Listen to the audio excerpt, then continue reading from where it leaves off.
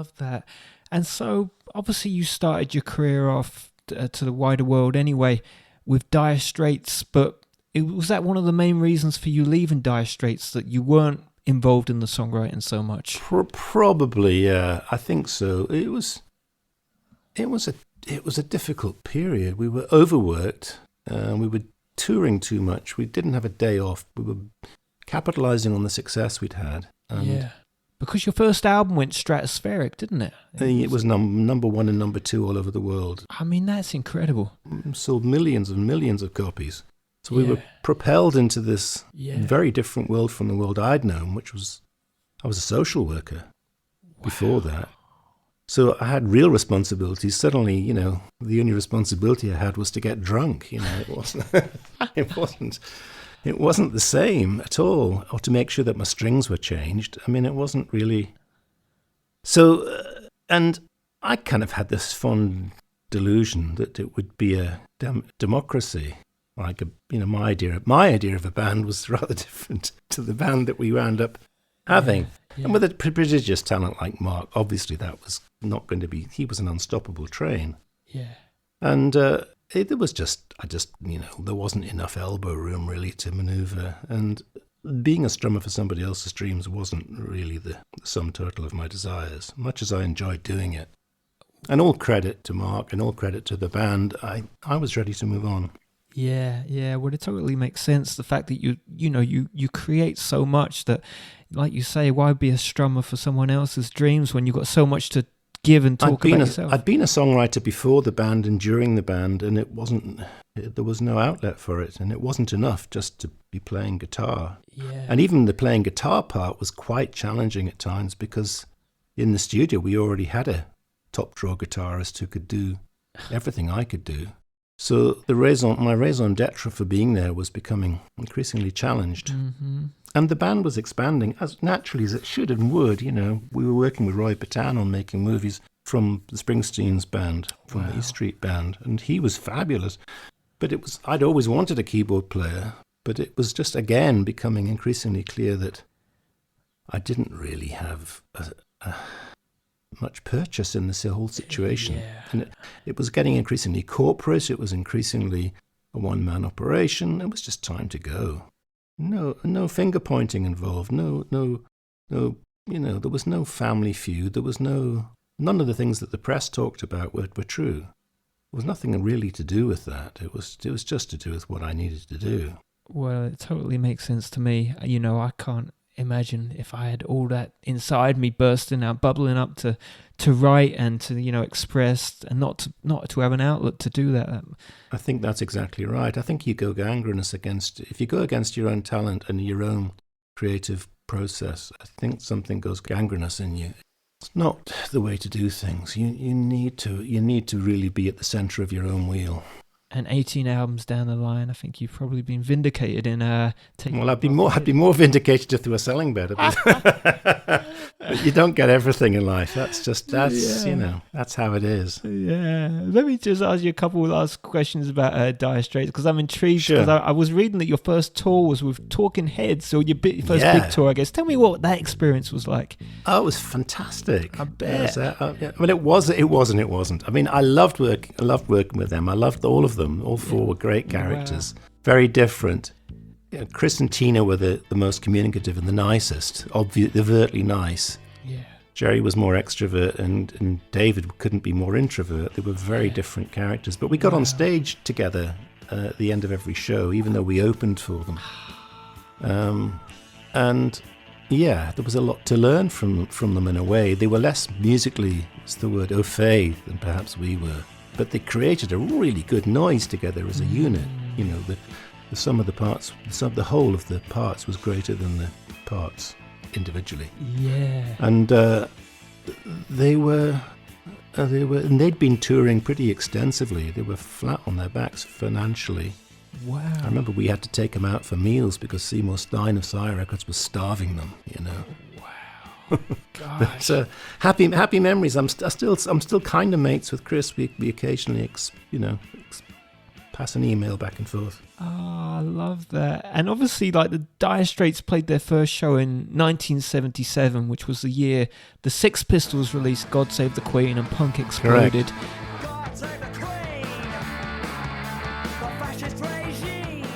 Did any of those bands influence you at all, or did you feel an affinity with that movement? Because I wasn't a fan of the punk movement, but I wasn't a fan of.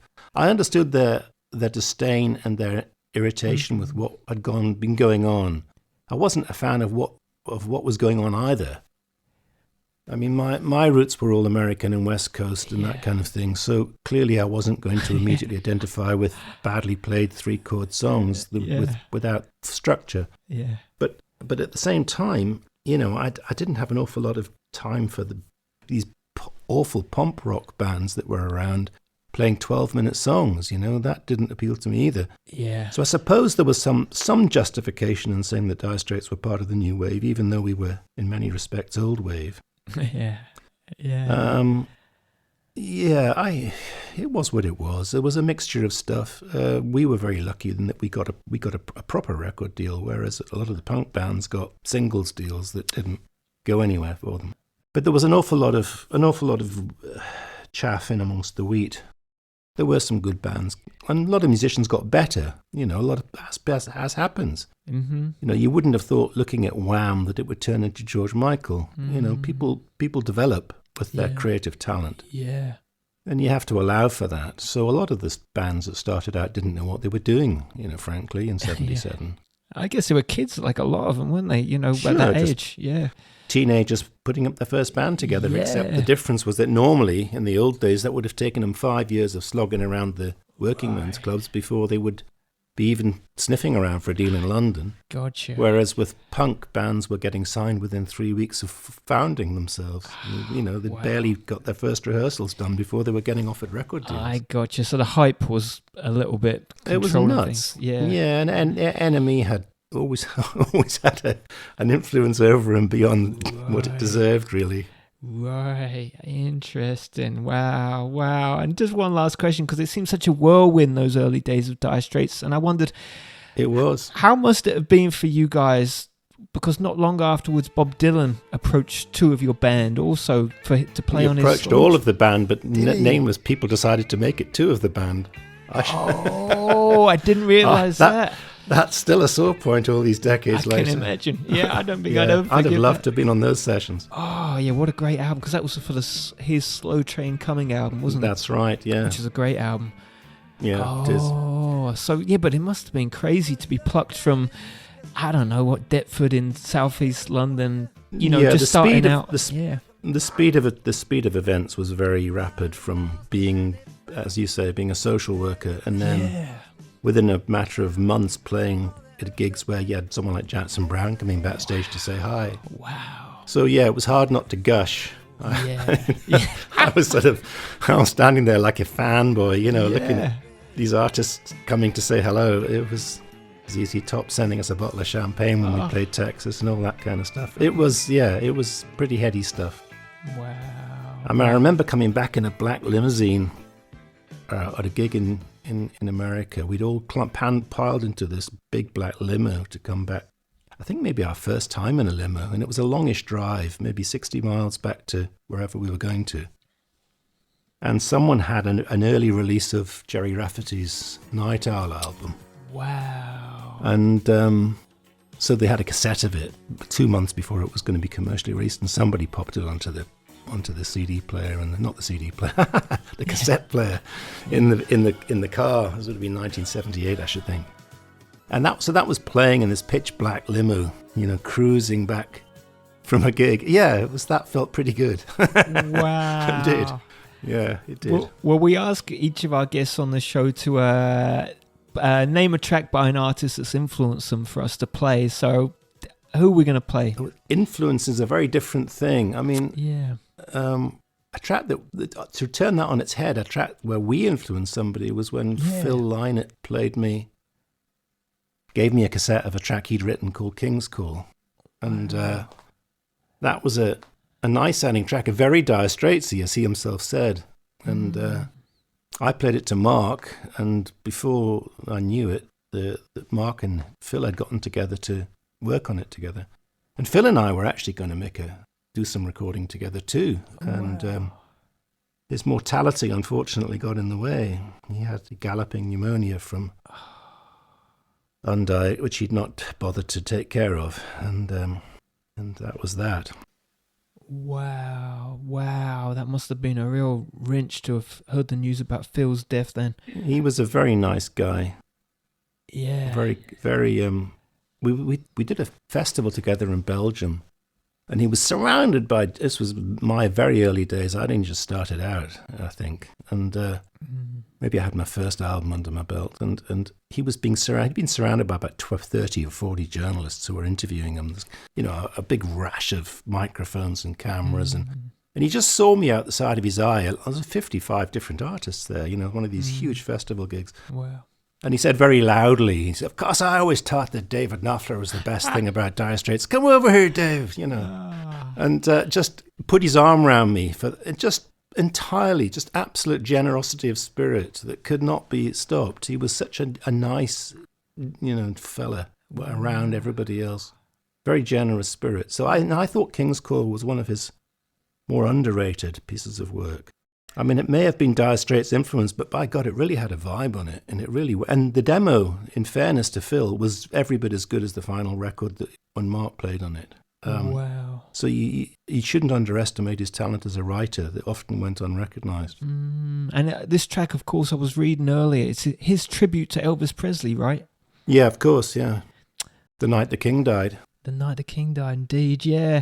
Well, let's give this a spin. Phil Lynott with King's Call, and after that we're going to play a track off Dire Straits' first album, and I'm going to spin my favourite, I think, The Wild West End.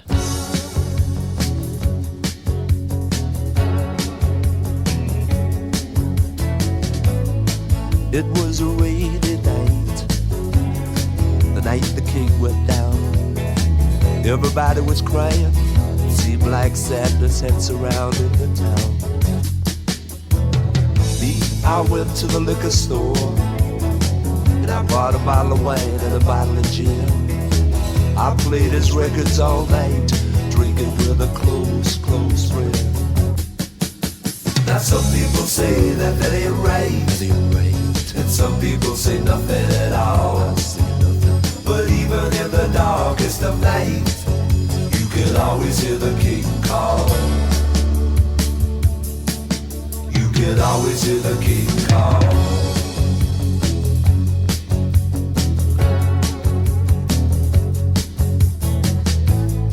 Well, they put him away in Memphis, 6 feet beneath the clay. Everybody was crying, everybody said it was a plain gray day.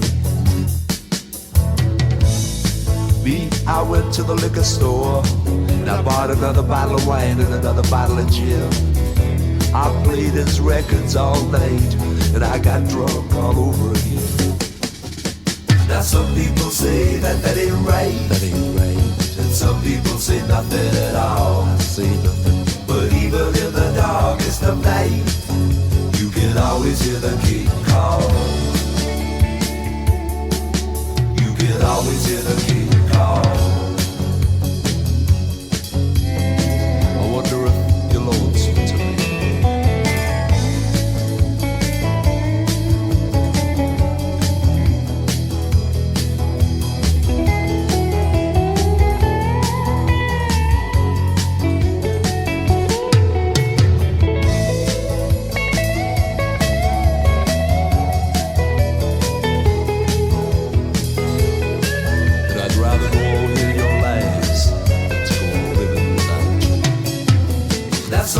Say that ain't right, and some people say nothing at all. But even in the darkest of night, you can always hear the King call. You can always hear the King call. You can always hear the King call. And now the stage is bare, and I'm standing here. Always hear the King call.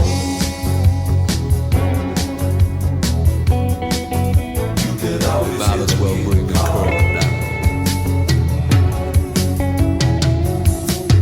You can always hear the king call. You can always hear the king call. I cried the night the king died. You can always hear the king call. You can always hear the king call. You can always hear the king call. You can always hear the king call.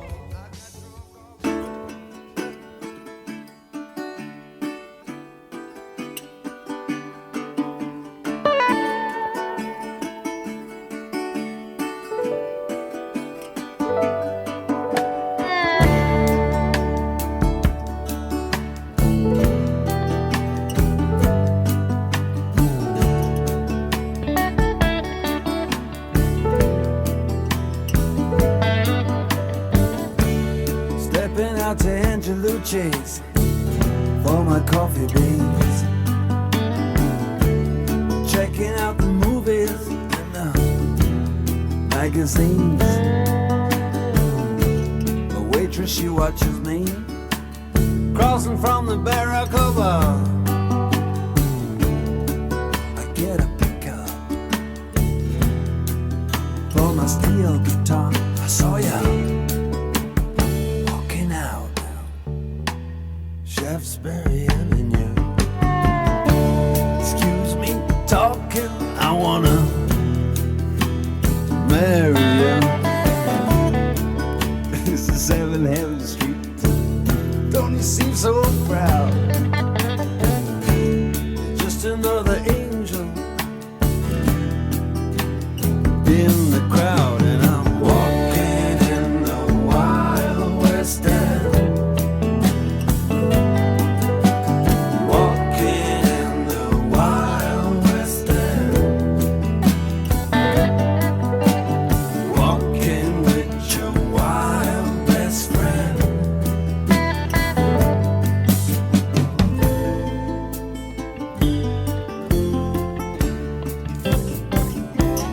Now my conductress on the number 19, she was a honey. She was a honey. Pink toenails and hands all dirty with the money. Greasy, greasy, greasy hair. Easy smile. She made me feel 19 for a while. I went down Chinatown. In the back room, it's a man's world. All the money go down. Duck inside the doorway. Duck to eat. Just ain't no way. You and me, we can be walking in the Wild West End. Walking in the Wild West End. Walking with your wild best friend.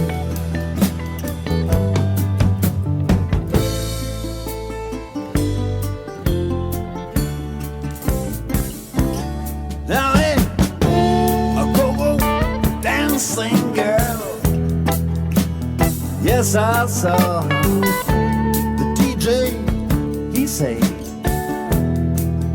"Here's Mandy for you."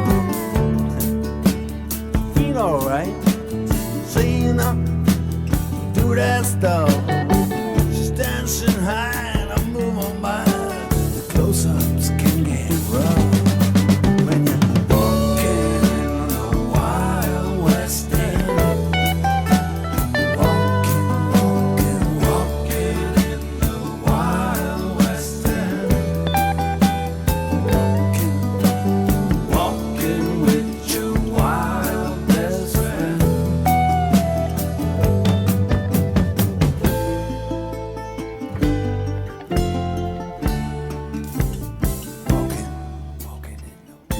We're coming to the end of our interview now, and I have one final question for you, David, that we ask to all our guests on the show.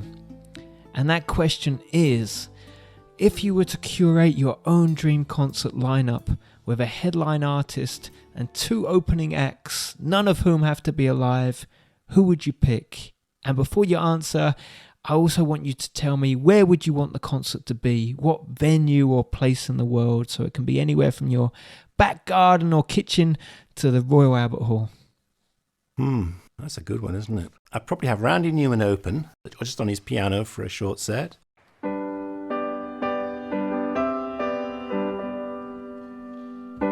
the song about the salad.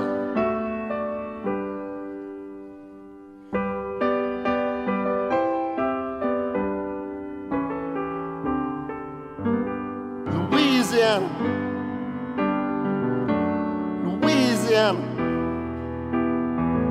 they're trying to wash us away. They're trying to wash us away.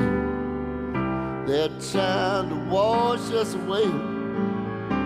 They're trying to wash us away. Lovely. So solo Randy. And then maybe have Crosby, Stills, Nash and Young in their early incarnation when they were just maybe making Deja Vu. And maybe headline Jimi Hendrix with Eric Clapton playing a rhythm guitar with them. So they become a 4-piece.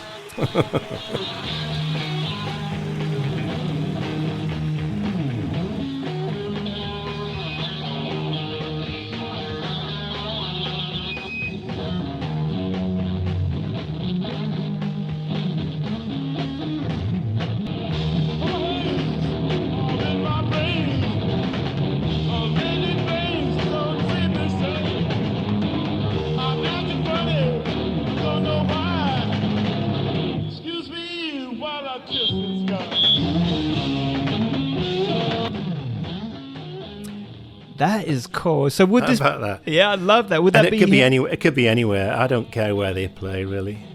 Can you imagine it being? Okay, so this isn't going to be in your kitchen, I'm guessing, but this would be like maybe an indoor venue rather than an outdoor. Oh, probably a nice little, maybe something like B.B. King's Blues Club, but it just happens to be 2 minutes down the road from me. Yeah, now you're talking. I love that. And with Hendrix, would it be? This would be the early formation of the band. I think I think the Jimi Hendrix experience. I think Mitch Mitchell was a wonderful drummer. I mean, Noel didn't carry as much weight as the other two, but he wasn't a bass player. In fairness, he was asked to stand in on that gig, and I think he did a more than decent job of it.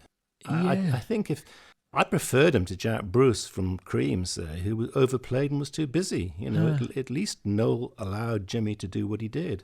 Yeah, and a lot of the time, I mean, I think maybe I would substitute Noel for Nathan from Eric's band. I don't know.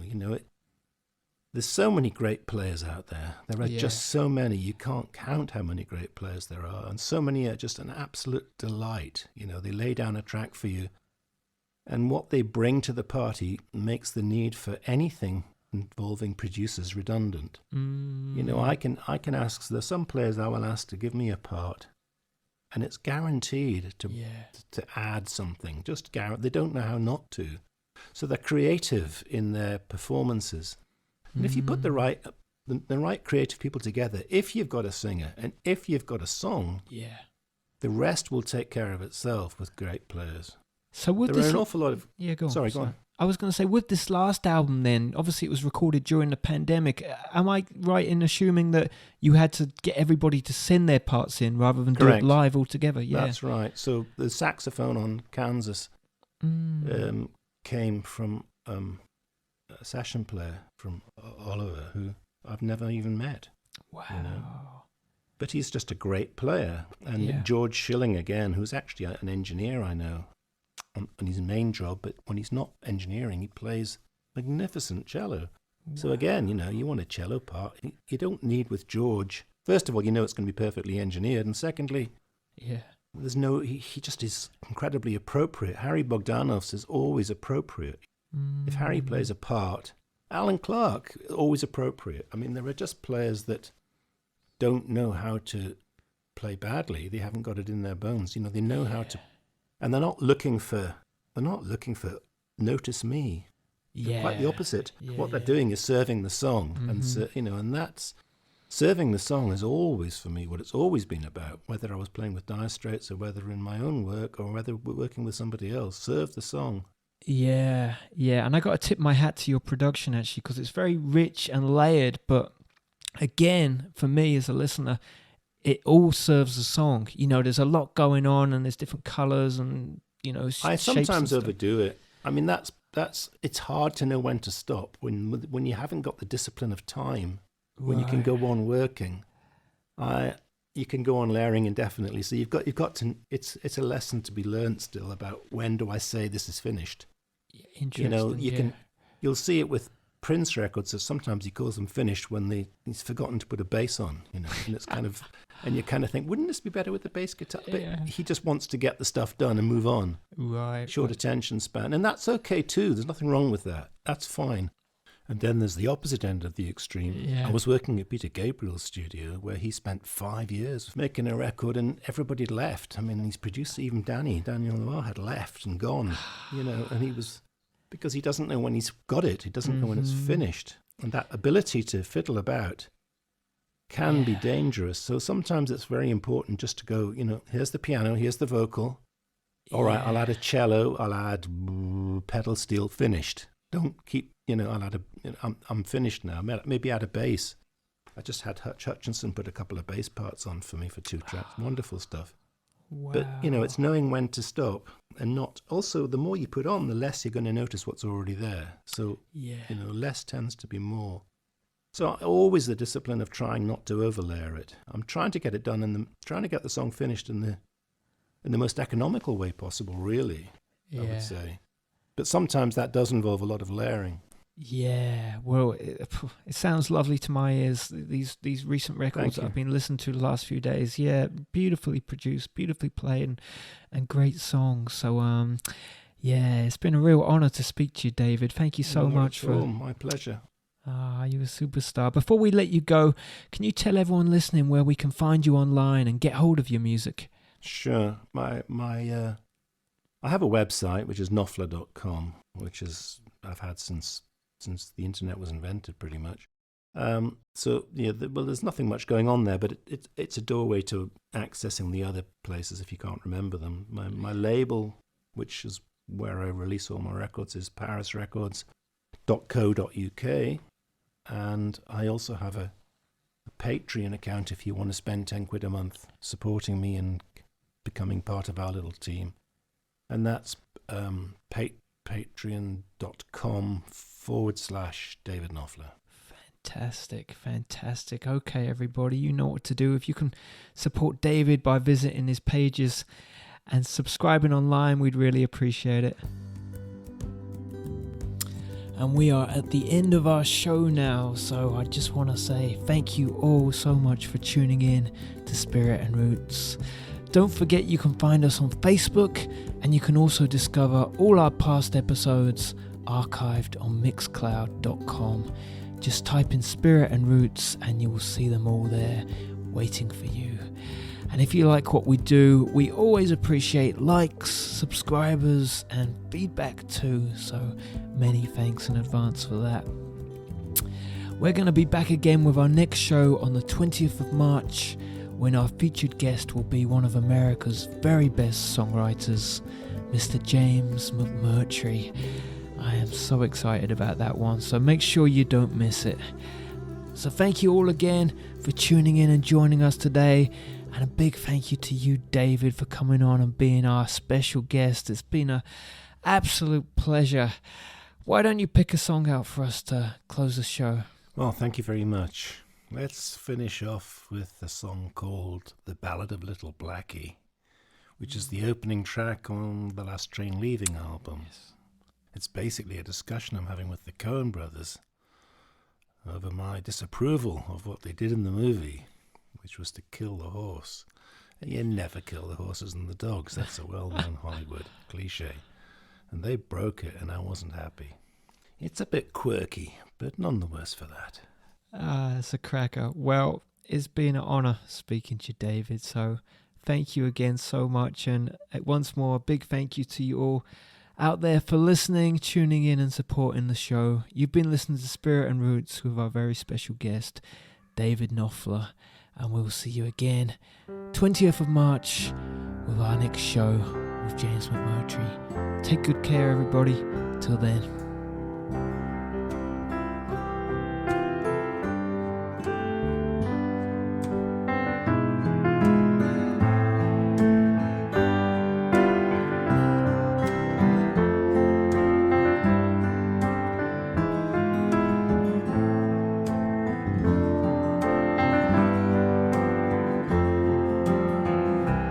Well, I can't forgive them Coen brothers killing little Blackie.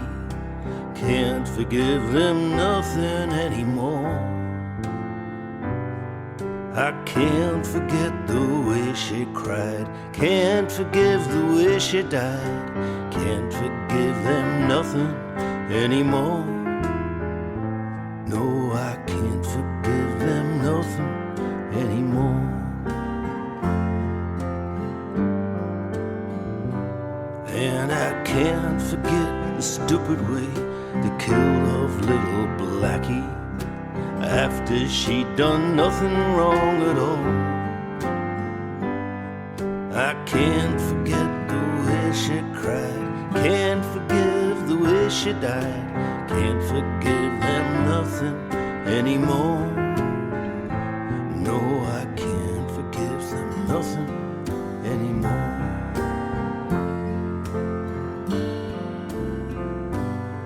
My reason shot to blazes, I don't know just what to see. You never kill the horses or the dogs, and I know it's just a movie with something fierce at play, but still I wish they hadn't ended it that way.